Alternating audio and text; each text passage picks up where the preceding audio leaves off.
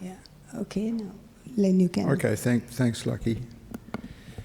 So that seems to be working all right out there, Chris. Thank you. Well, it's always a pleasure to come back to Dhammaloka. I really feel amongst friends here. And as Lucky has mentioned, on our committee for the Pure Land project, we have Sue Lee. Sue's the deputy chair, and Sue is a member of BSWA. So we really are looking to form a committee that's got representation from different Buddhist groups. So tonight we're going to start with a meditation, and I'm going to talk about healing a relationship by completing unfinished business. So it'll be in the nature of meditation come talk. And then after that, Sue will talk about the Pure Land project, what's happening there, where we're at, and that will conclude the evening. So why would I choose a topic like healing a relationship by completing unfinished business? Well, it's something that we need to do, if we can, before we die.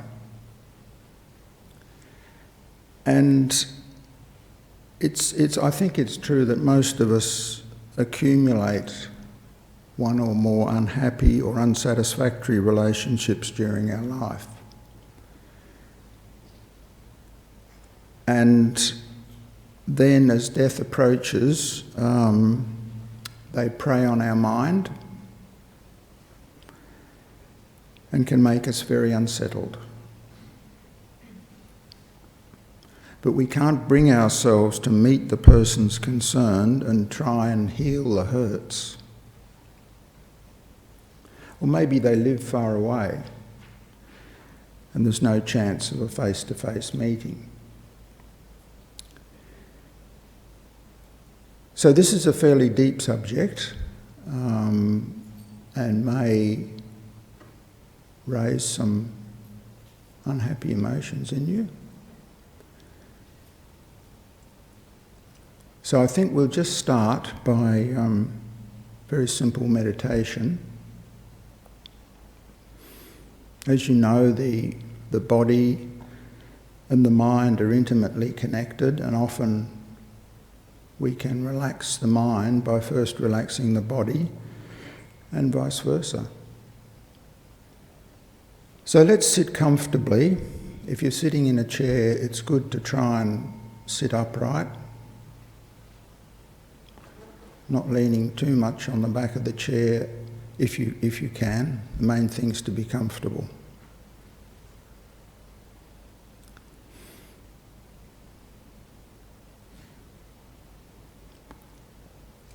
So we're doing this to settle our minds and to focus.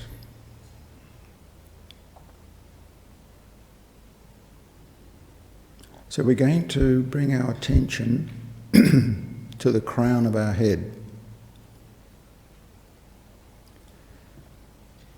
And then let your attention run down the back of your head to your neck.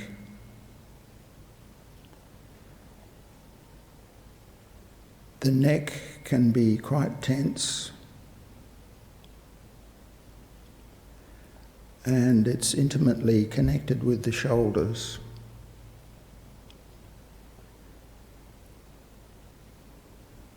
Now you might think you're relaxed, but just make an extra special effort to let all the tension drain out of your neck and shoulders. Deliberately relax them.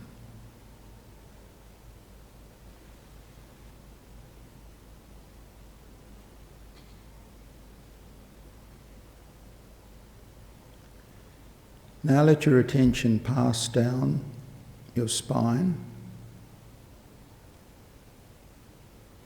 to your buttocks. And on the way, if you find any places that are tense, withdrawn, just relax them.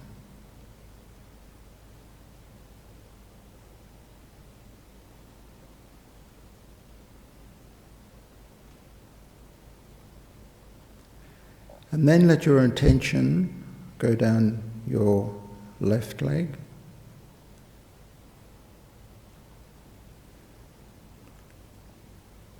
Relaxing all the muscles, the joints, right down to the foot. Just relaxing your feet, your toes.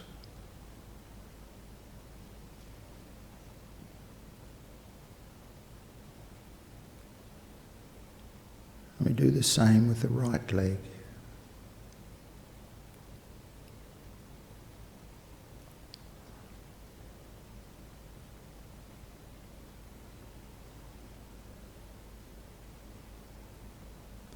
Now bring your attention back to the crown of your head and let it pass down the front of your face.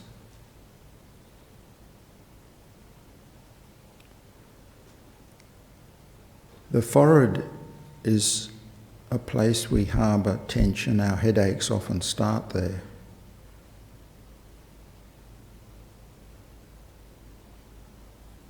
So just feel your forehead release, relax.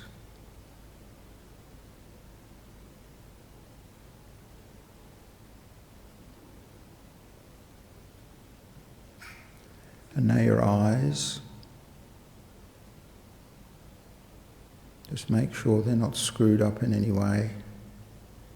You might have to open slightly and close again, just to let the tension out.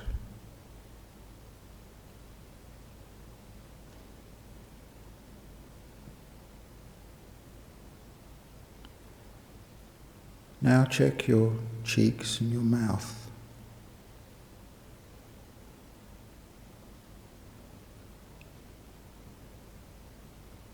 No clenching.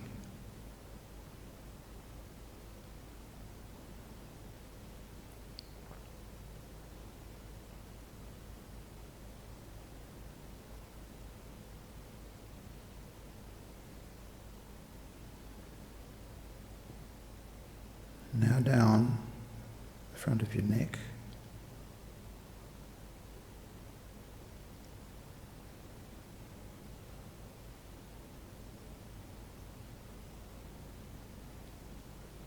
And let your attention run down your arms, shoulders, letting go of any tension. And especially in the hands, the fingers. We often fidget with our fingers.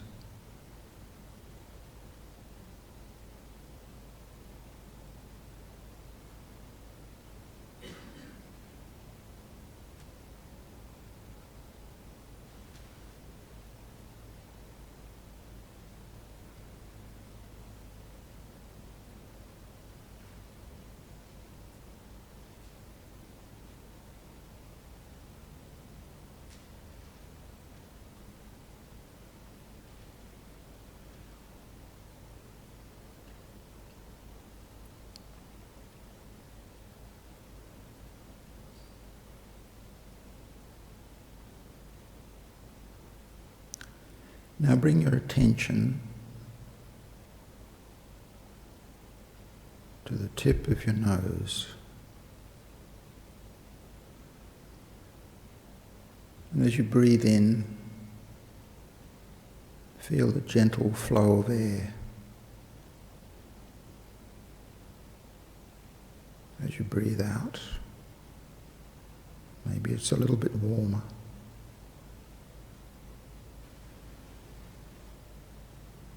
It's a very subtle sensation, just concentrate on it.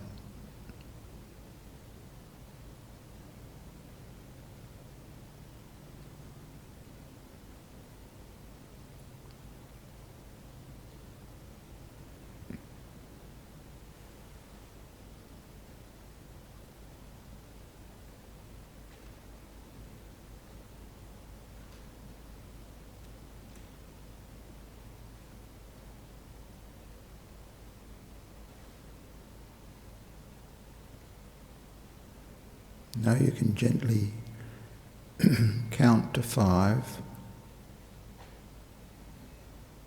and try and focus on the subtle breath moving in and out through your nostrils without being distracted to anything else.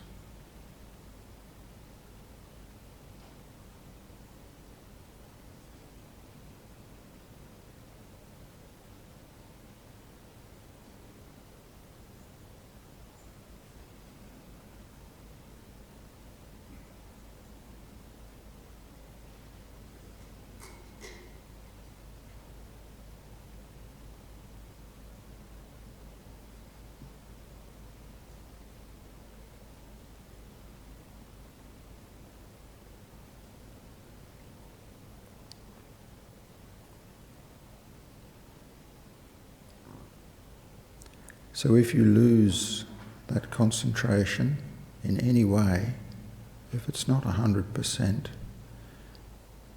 then just go back and start counting at 1 again. If you reach 5 without any distraction, you can try for 10.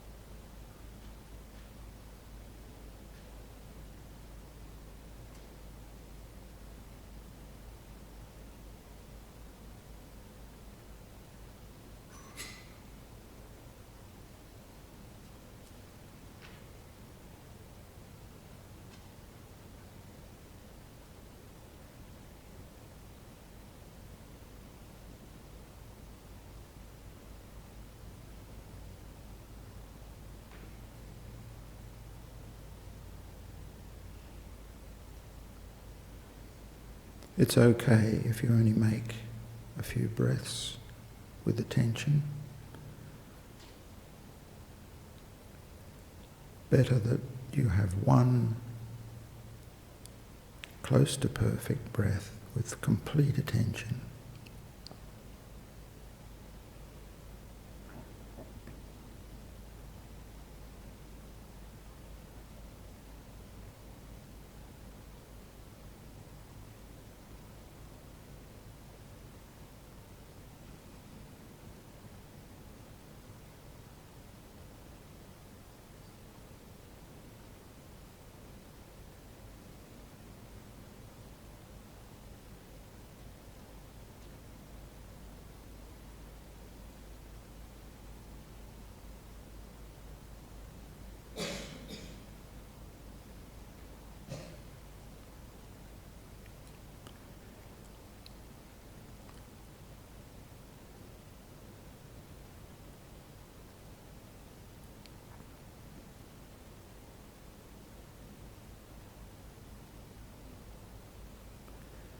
So now gently come out of the meditation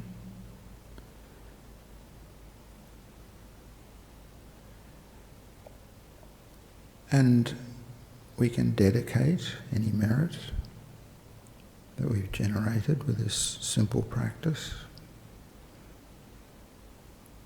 by thinking that may any merit I've generated go to all those people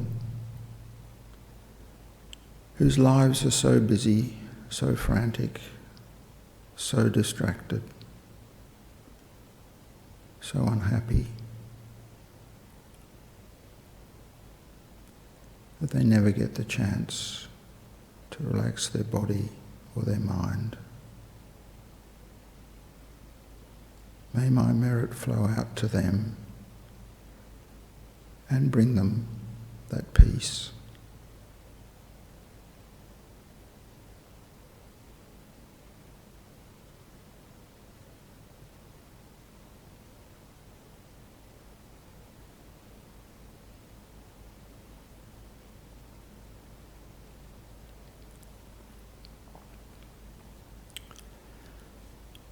Okay, thank you.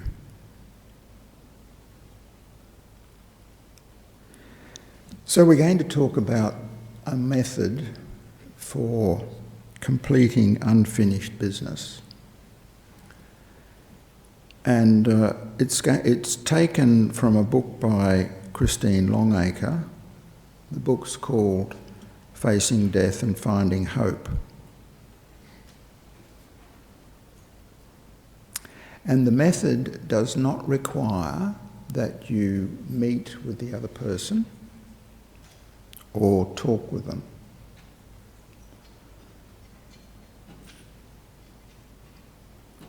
You don't have to confront them again. You can heal the relationship from your side without meeting them. I've tried it on 3 people, 3 relationships, where things were not satisfactory. And for me, it worked for 2 of them. The third one was much more difficult, and I needed a few goes. And if I'm completely honest, I think I might be 99% there, but there's still some little niggle. I don't think I've dealt with it completely. So in other words, I can recommend it to you. I know it certainly worked for me in 2 out of 3 at least. So why would we have unfinished business with people? Well, we might be afraid of being hurt again or of being rejected. Or the other person might have said, "I'll never forgive you."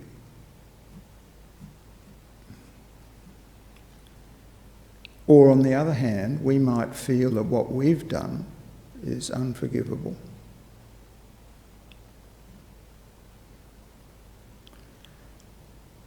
We may be hanging on to this because we think we can hurt the other person with our anger by hanging on to this, letting it bubble away and prey on our mind. We might be afraid to have our part of the problem revealed. We might feel that we've contributed, but we're not going to say it, not even to ourselves.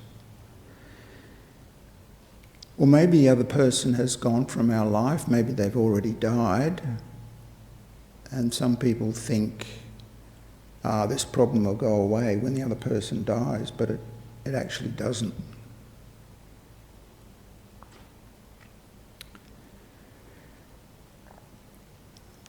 So these are natural fears. We all have had something like this or have them to some degree. And they're obstacles to us talking to the other person to try and solve this emotional problem.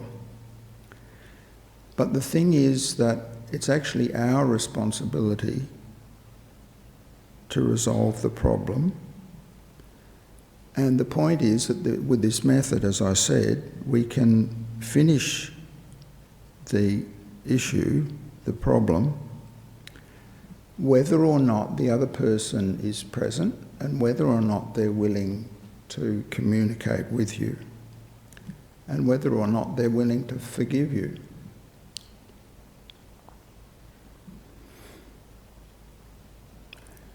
So what we're trying to do is to release ourselves from our own heavy baggage. It might be anger, attachment, guilt.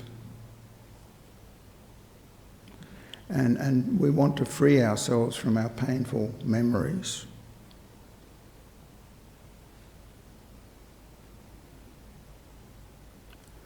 So because that's all from our side, we don't actually have to meet the other person to complete this unfinished business and let go of the whole issue.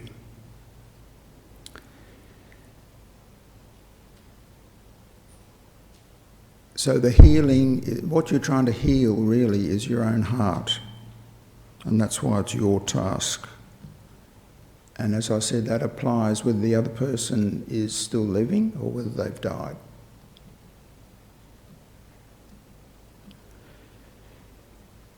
And to give you a bit of an example of how this might work, I'd just like to talk about a grandfather called Joe who had a fight with his brother. And there was a hospice worker assigned to visit Joe, and what he found was that Joe had a very warm and loving family, children, grandchildren. They seemed to have very open communications with each other.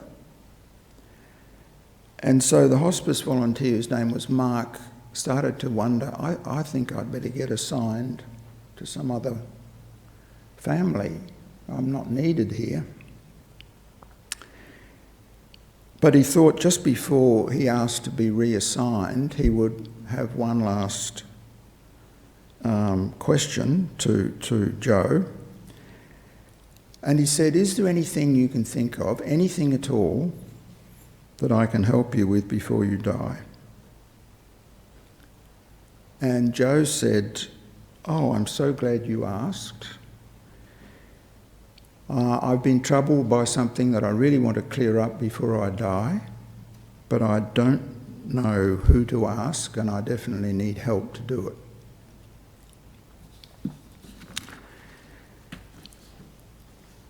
And Joe said to the hospice worker, 40 years ago, my brother and I had a terrible fight. And we haven't met or spoken to each other to this day. It happens. It happens in families, I know. And Joe said, I realise now that I was just too stubborn to give in, and I'm sorry that all these years have passed without any contact with my brother. I wish I could see him before I die, and I want to let him know that I'm sorry and ask him if he would forgive me. And so Joe said to the hospice volunteer, can you help me find my brother? And Mark was very grateful because it was something he could do. He thought it was something that maybe would help Joe die more peacefully. So he did some research and he eventually located Joe's brother and rang him up.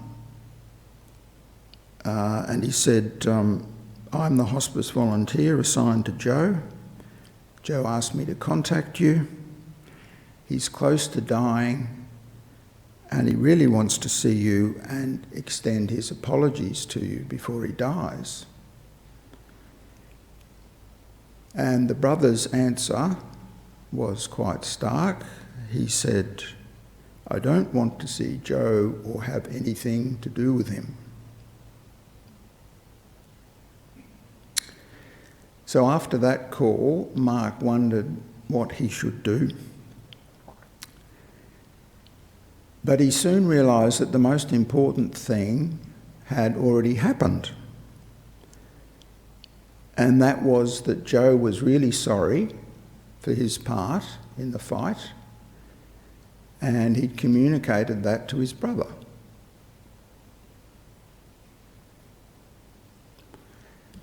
So Mark went to see Joe and said, I've contacted your brother. He can't see you, but he's got your message.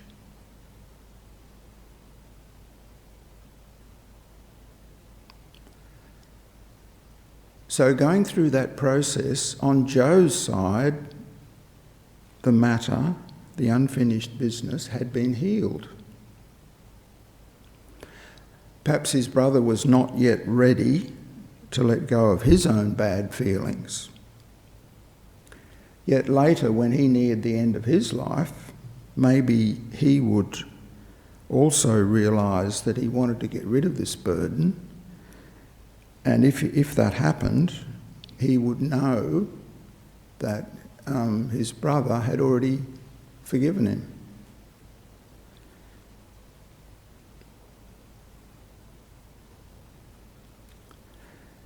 So that's how this process can work. Now, I want to go through this method in a bit more detail, because that was a story that illustrated some of the principles, but the method is a little bit more involved than that, or it might sound that way. So the first thing we have to do is to sit quietly and find the willingness in your own heart to actually want to settle the problem. You actually got to decide, I really want to settle this. It's troubling me.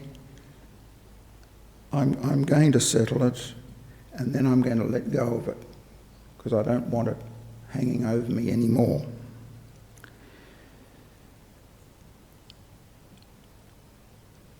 And now, to help this process along,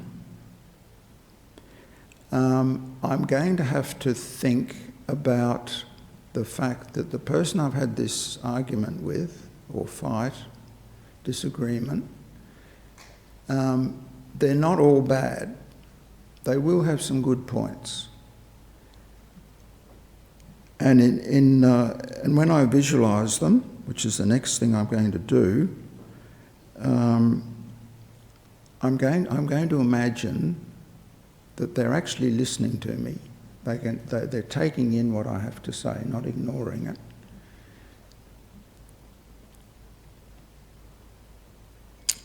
So the next step is to visualise the person that you had the disagreement with. You have the unfinished business. And you imagine the person sitting right in front of you, exactly the way you remember them. But now with an important difference, as I said.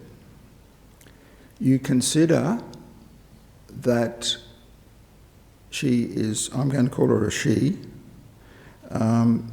you consider that she's more open and receptive than ever before, and that she can really hear everything you say. She's really listening to you. Now you've got to reflect on what is the main difficulty for you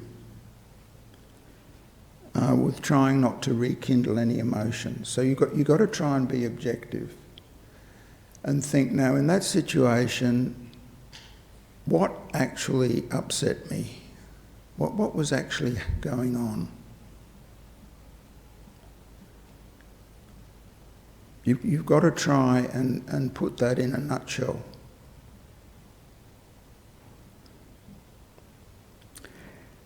So when you've done that, you tell the other person in your mind that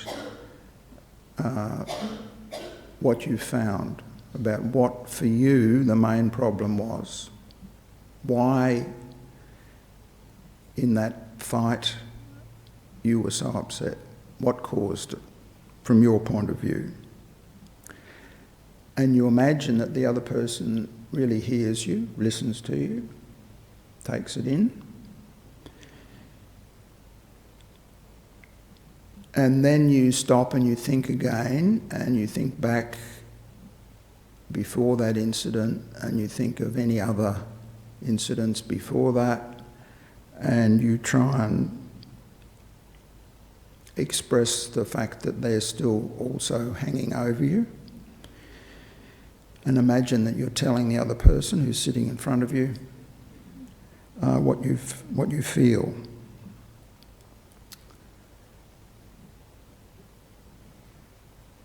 So that's all done in your own mind. Now, the next step is to take a pen and paper and actually write it down. And I thought, initially when I tried it, I thought, oh, that's too much trouble. Why should I write it down? I've thought about this now and I can see what the problem was, and I'll do what's recommended. But actually, I found writing it down was necessary if the unfinished business was at all serious. It really helps clarify things. So you write down the problem that you've just identified as objectively as you can. And you remember that as you're writing it, you're speaking to the other person's open heart, that they're really receptive, and that this time they're really listening and they can really hear you. Because they're not all bad. Nobody's 100% bad. They will be able to do that. Now, the next point might sound a bit artificial, but it works. You can try it. The next point is to, in your mind, allow the other person to express what they think.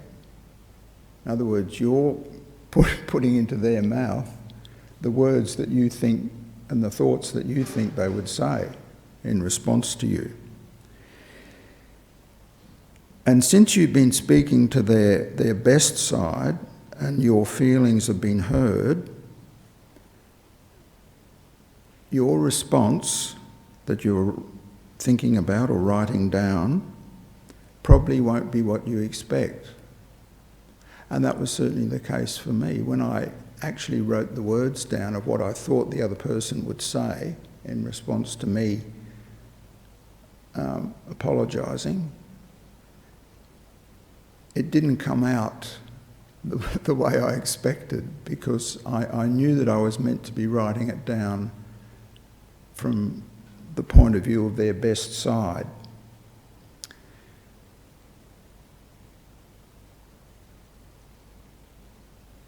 So you can write down the dialogue that you imagine might be taking place between you and the other person, and express all the layers of the difficulties until you feel that there's nothing more hidden in any corner of your heart. You've got rid of it all. You've written it all down. You've expressed it to them. You've told them what the issues were in as kind a way as you can. And if the other person had previously hurt you, you see now whether you can extend them forgiveness.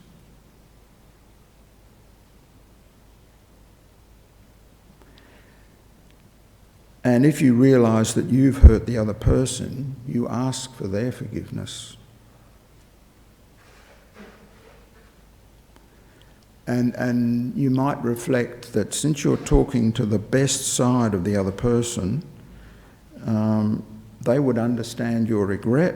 They wouldn't hesitate to extend their forgiveness to you.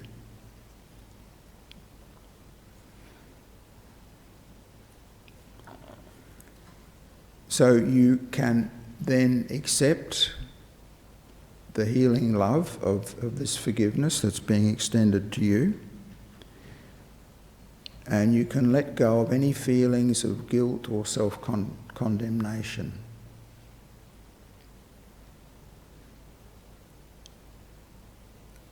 And you can even look into your heart and see whether there's anything at all now positive about the other person that you can think of. You usually find something. And probably earlier in the relationship, there were very good times. So you'll find something good that you can say back to them, some positive thing.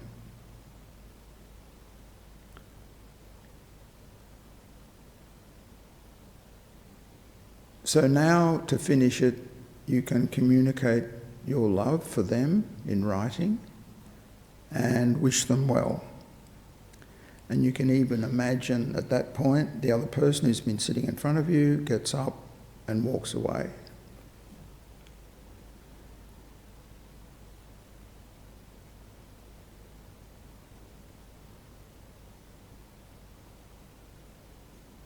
And now, as we do in the Buddhist tradition, two things are important, one at the beginning, one at the end, the motivation in the beginning, the dedication at the end. So you can dedicate your efforts and their merit with the strong wish that the other person and yourself may be healed of all emotional pain or past traumas, and that your relationship now or in the future may be one of mutual benefit.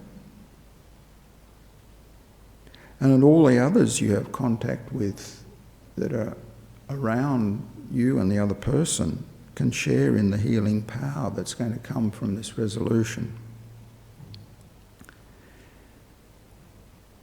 Now, if that process doesn't quite get you there, what you can do then is later you try reading what you've written down in front of a picture of the other person.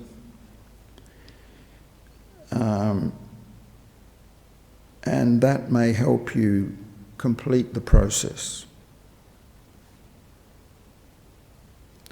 Now, some people, when they get to this stage, to conclude it, they also will write down on their piece of paper, "I would like to hear from you," if that's what you feel. And the author of the method, who's very experienced, Christine Longacre, says that many people have told me that if the person is still living, they do hear from them within days or weeks of you concluding this unfinished business, and that often the other person communicates a sense of resolution on their side as well. Pretty amazing. But we know the power of prayer, and she has experienced that.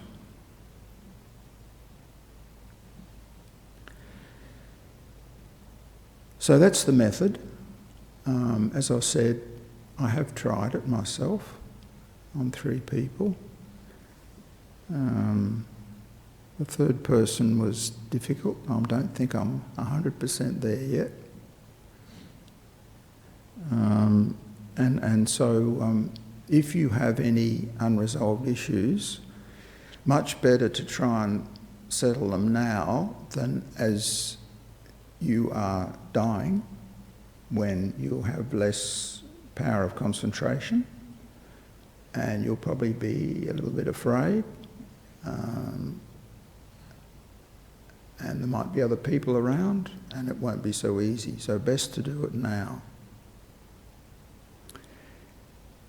So that's what I wanted to say. I wanted to give you an example of some of the things that we'll be talking about with the volunteers who help at our centre as part of their training. And we hope to commence some of that training next year. But Sue's going to tell you more about where we're at with the Pure Land project. And just before that, I think we've got time for a couple of questions. If anybody's got a question or a comment.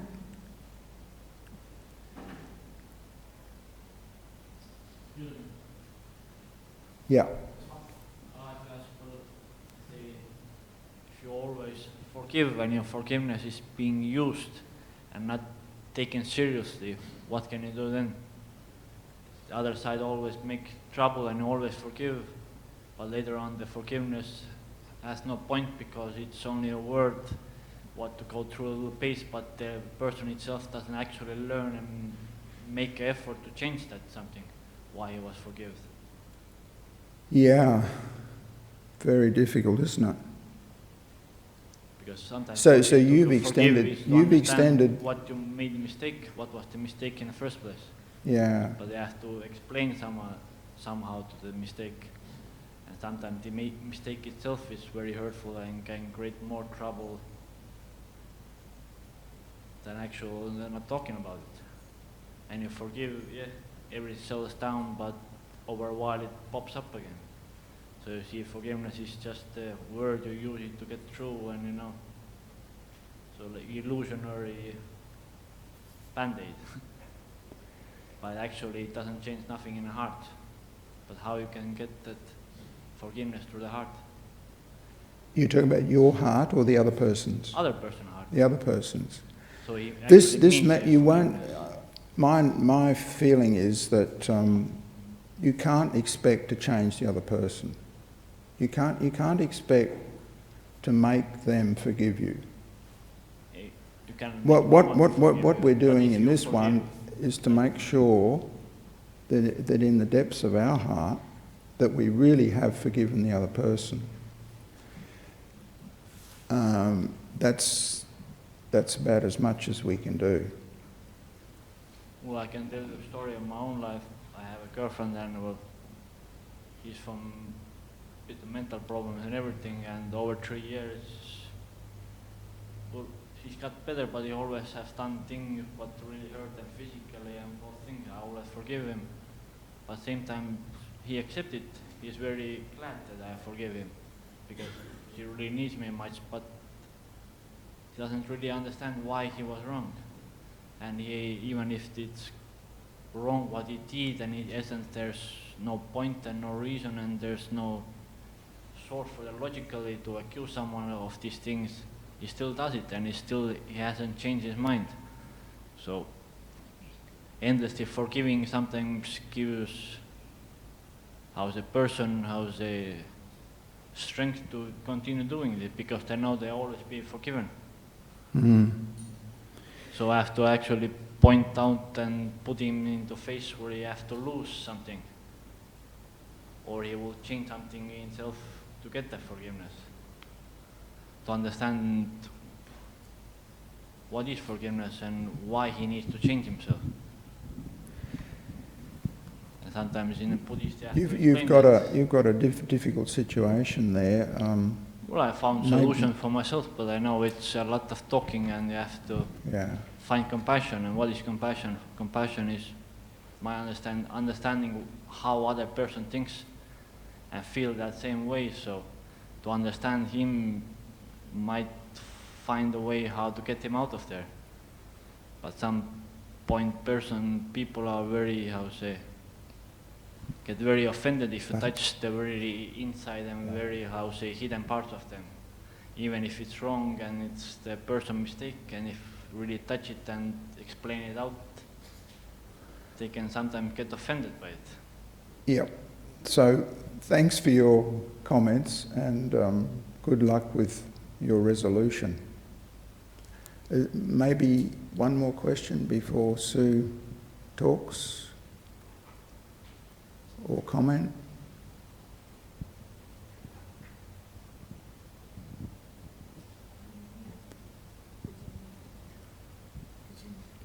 Yeah. Go. Oh, you've got yeah. Forgiveness. So if you basically think someone needs forgiveness, that you need to forgive them, you're basically saying that they are the problem. The problem is within self. We have to forgive ourselves before we can ask forgiveness of anyone else. I mean, the other person might not even realise that they've done something to hurt you, and you turn around and say, I forgive you. That can be actually quite damaging in that, you know, to sort of assume that they know that they've done something wrong. They might not even know that. So it's a very delicate situation, forgiveness. It is, yeah, and don't forget that in this method you're not actually talking to the other person. Yeah, well that's... Yeah. So there's not a question of you saying to them, to their face, I forgive you. What you're doing is in the mind, it's an imaginary situation. Yeah. But also to forgive the self, I think it has to come from the self, you know. That's right. really that's where the hurt is inside, because we need to forgive ourselves before we can forgive anyone else. But thank you for tonight. Thank you. That's very valuable. Thank you. Good.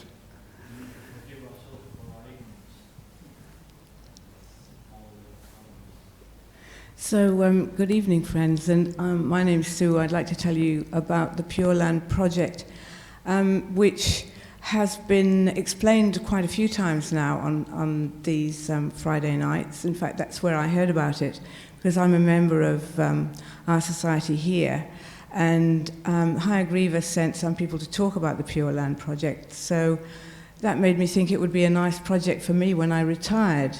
So it's about quite a long time ago. I've been retired for 3 years now, and I've been working with a team to bring this project into life. So people at Hayagriva thought that it would be a good idea if there was somewhere where people at the end of their lives could spend time in a spiritual environment. I think as Buddhists we understand that the state of mind you're in when you die really does impact on the kind of rebirth that you will have. It's very valuable to all of us. And actually, you might be surprised to hear there isn't anywhere at the moment which is dedicated to helping people to die in a spiritual environment. There are hospices, of course. They offer medical help and nursing help, allied health help. Health is basically what it is as people are dying. So what we envisage is a place where we are offering care to people for time during which they're dying.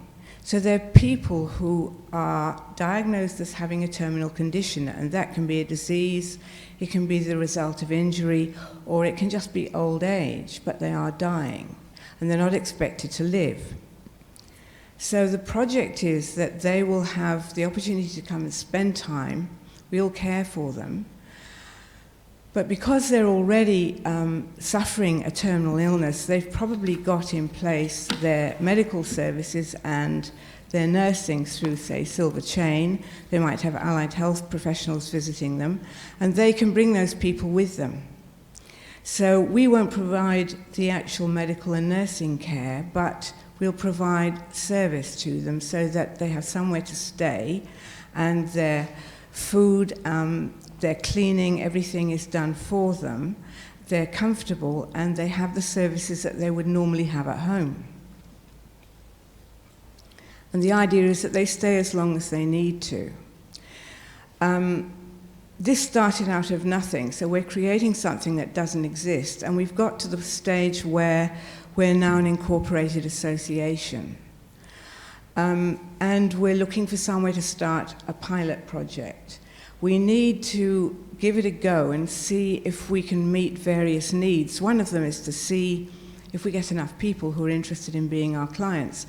Actually, I think we won't be looking very hard, because I joined the Palliative Care Association to just learn a lot more about palliative care, and in speaking to people there, they're very keen to hear when we get it off the ground, because they say there's nothing like this anywhere, and they will be very interested.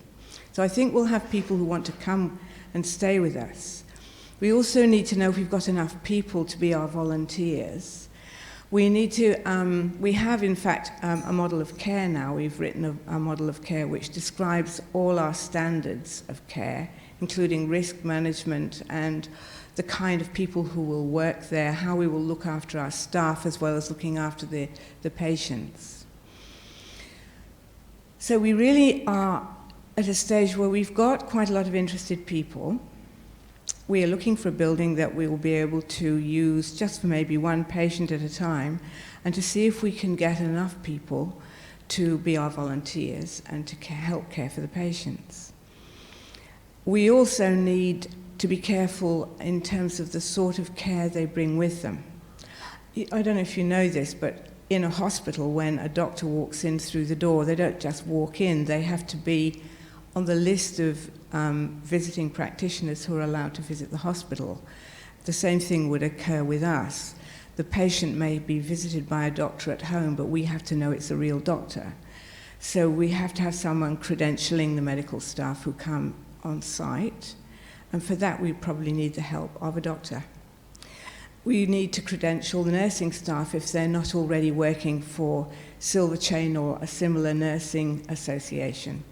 So the patient may be employing a private nurse, or they might employ a private physio, any other allied health person. We'd have to credential those people. So there's a lot of that sort of care that we have to ensure as our risk management, to ensure safety of our staff. We would also have to make sure that all our volunteers and staff who visit have criminal record screening, that sort of thing, to ensure the safety of the patients. So all that administrative stuff we've been through at considerable length, and we've got it to a state now where we know how we would run it. We just need enough people to help us to do so, and we need money, of course. We are accepting donations. I'm sure you thought I would mention that at a certain point. And we'll be looking for grant funding as well. We'll be looking for crowdfunding. So the sort of things that we need actually in our work are really anybody. We need ordinary people with life experience who are caring and who would like to work in some capacity. We need doctors, we need nurses, we need other health professionals who've got professional knowledge who would be able to help us with our planning and with our assurance of quality in the care that we offer. We need to come to grips with the maintenance of the grounds and the building and all those sort of things, so people with those sort of skills as well. We also need IT help, because we'll probably, with our crowdfunding, need somebody who's good with IT, putting sort of advertising us. And we will need to make sure that we keep our profile out there on the internet so that people know about us and continue to donate. So really, whatever you have in this room would probably do very nicely, whether it's your charming personal qualities, your professional ability, your money, whatever you have that you can actually offer would be gratefully accepted. Otherwise, if you know people who might be interested, we'd be very happy if you would tell them about us. We do have a website. Is the website on our material? I know that Len has left a book on the back table for you to sign your name if you want to be part of our interest group. We've got people who just receive information from time to time, and they help us. We had our first money-raising effort recently was a harp concert that was held at Hayagriva. And so information about the outcome of that, how much money we got and all that sort of thing, upcoming events, we will send out to people who are interested. So you could put your name down if you just want information about the project. And you could also join. We have brought some membership forms along if you're interested.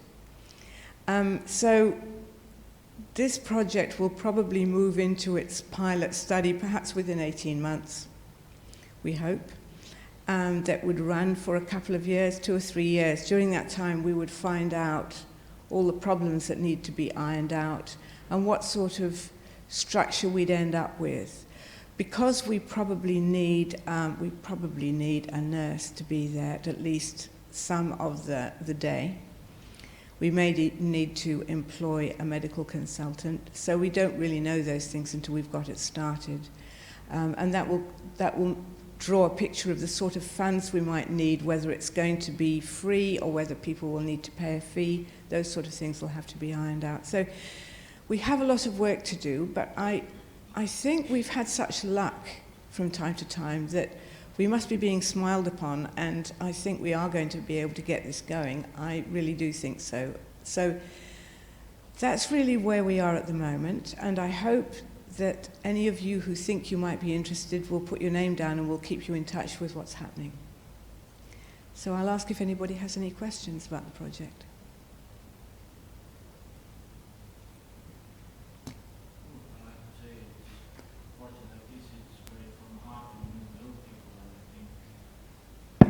Over there you can't ask nothing from people, you have to give them beyond your limit, and if people have something to give, they will give.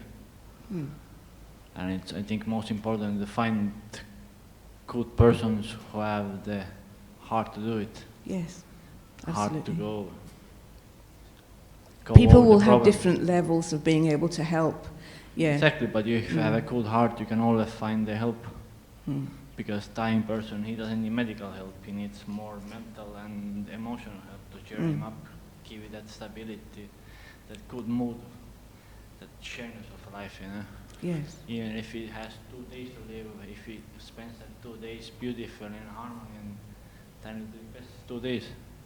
But he can be under medical treatment, he can live for another 2 years. But the 2 years is full of suffering and no joy and nothing. Then these 2 days is much better than these 2 years.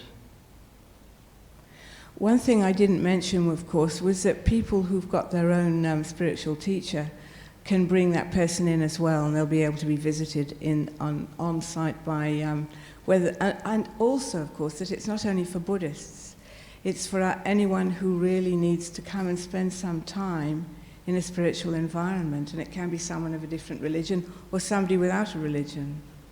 But they certainly bring in their own spiritual teacher if they wanted to as well. I think there's a question over there. Sorry, yes. Yeah. Buddha one time said that, you know, you give without even wanting thank you back. And that's the way it should be. Be first where the help is needed, and when the thanks are given out, be the first to leave. Quite. Can you let this lady ask me the question? Thank you. Thank you for your comment. How are you aiming to create the spiritual environment? I mean, what constitutes this spiritual environment? Partly it's the building. We want it to be somewhere with a garden, that they will be able to see a garden. There'll be things like that to make it peaceful and beautiful, to be in a peaceful place.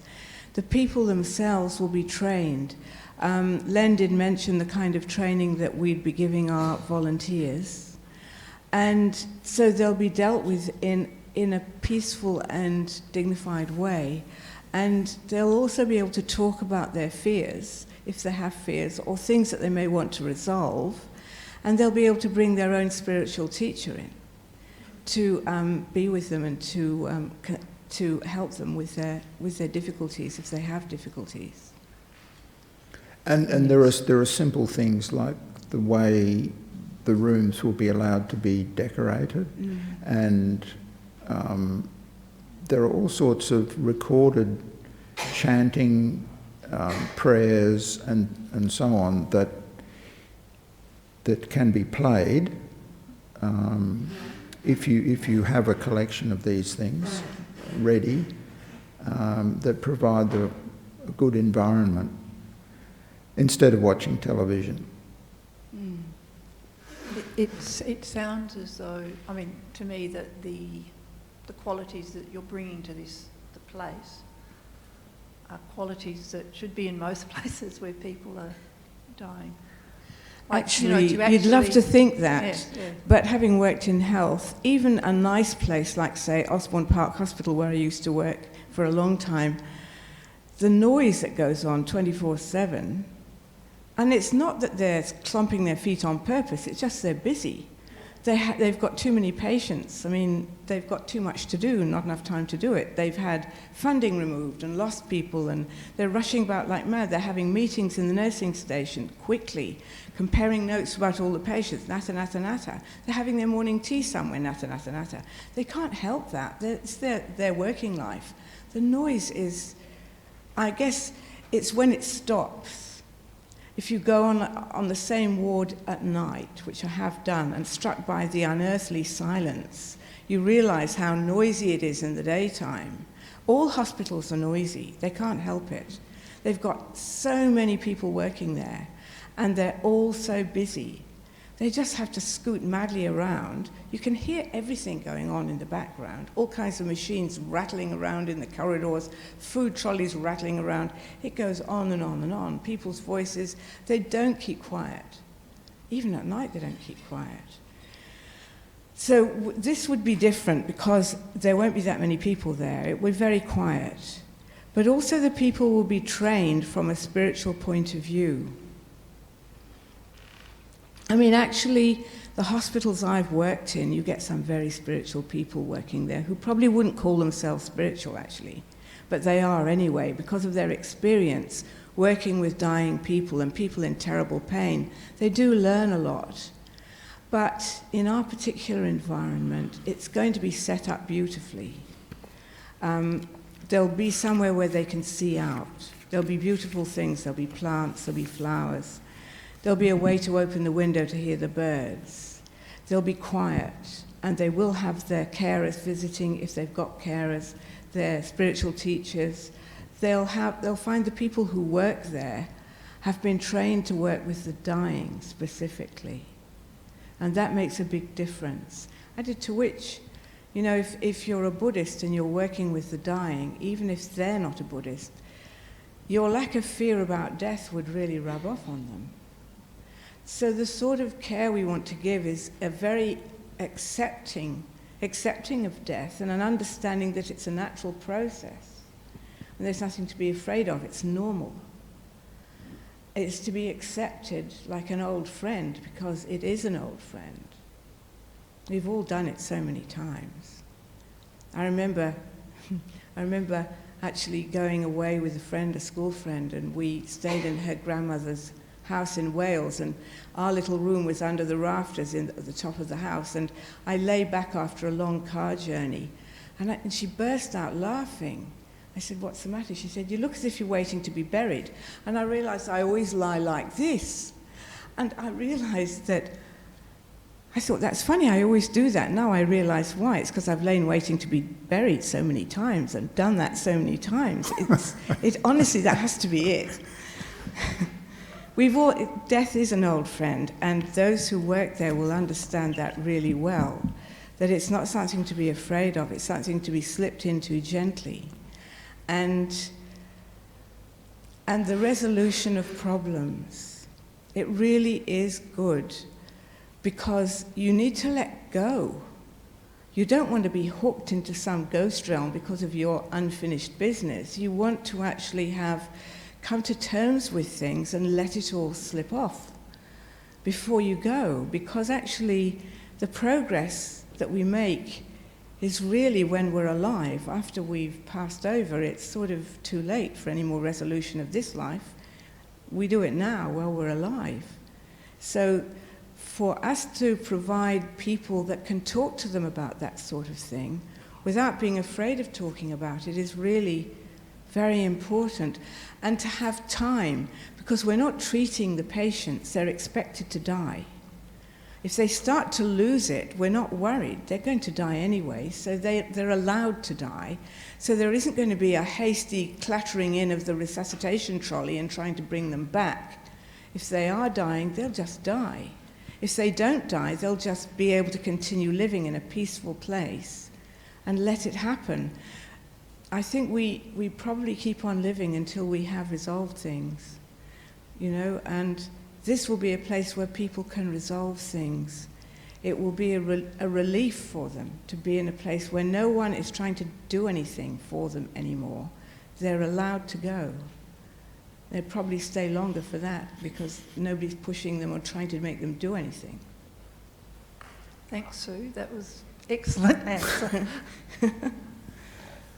I think we're 8:30 or 8:35, so Could I just ask- one quick one. Yeah. My dad's in Shawford Lodge, aged care, high duty, high care, and it's a wonderful place. They are so caring. It's quiet. It's lovely. He's got a lovely outlook, and they say that he could die there. But I'm just wondering. Do you know how the palliative care is extended in aged care at all, or do they send him off to another place then for palliative care, or do you know or you don't know? Because I haven't saw him. Is this a nursing home that he's living in? Yes, Well, yes. people are allowed to die in nursing homes Yes. if it's understood that the only wobbly area is if you're on the young side in He's a not- nursing he's home. 94. Okay, he's not on the young side. No. Because I was going to say an advanced care directive is a good idea. If there's any doubt, because I know when my mother was 85, she had a heart attack in the hospital and they resuscitated her. And at the time we thought that was a good idea. But when she was 96, we kind of thought, you know what, it would have been better if she'd have gone when she was 85, because those 10 years were not very good ones. So for myself, I'll be doing one, and I'll be saying, Yes, no, we've done that. Yes. Actually, So he can die in a nursing home. That's Yes. not a problem. And I mean, it's a beautiful They don't place. have to send him somewhere else. They'd only send him somewhere else if they wanted to resuscitate him or Yeah. do surgery. And if he said, no, I'm not having any surgery, then no, they won't do that. No, thank you. And I mean, the priest comes to visit him, and so, yeah. Yes, he can Yes, stay there. Yes, no, so Yeah. there are places that are quite different from what you described in the hospital. It would be if they think that he may need an operation. Yeah. And sometimes operations are not done to save the patient's life, but to make them more comfortable. Yes. And those things have to be dealt with the patient and the doctor. Do we really want this? Mm. Because if they do want it, they'd have to send him to a hospital. Yeah. But if he doesn't want it, he can say no. I don't know if you know this, but it is legal for a person who doesn't want to eat or drink to just lie there and not be fed and not receive water. It's not assisted suicide. It's legal to do that. Thank you. Mm. Yeah. Thank you. So if he wants to just shut down, they can legally let him do that. And you should know that yourself as his daughter. Then you can stop them. If he were to say to you, I don't want to eat, I don't want to drink, you can say he's entitled to do that. Okay, thank you. Yeah. Thanks. Because some people, they don't want to be kept going. No, Dad's very keen to keep going at the moment. Well, that's his Yes. choice. Yes, that's his But he choice. refused to go to hospital the last time they wanted to send him to hospital. Yeah. And he said no. And he No. got over. It was just heartburn. And Yeah. they send them off to hospital at the slightest thing. Mm. And he just said no. Yeah. Thank you so much for tonight. Thank you. Thank you. There's a lady. No? She's... I think we might call Okay. it a night. If you... What's I your question? think we've run out of time. Well, we- home peacefully with your close persons, or Yeah. place with strangers in a nursing home, with strangers and all the beautiful things. It is nice to be at home, yes, you're saying. The only problem with that is if you need intensive nursing care round the clock. Sometimes, you can get nurses coming in, but it's not always possible. Sometimes you have to go into a care home. So if you're going to slip away, don't forget, if you want information, could you put your name and contact details, because we would love to be in touch with you. Thank you very much for your time.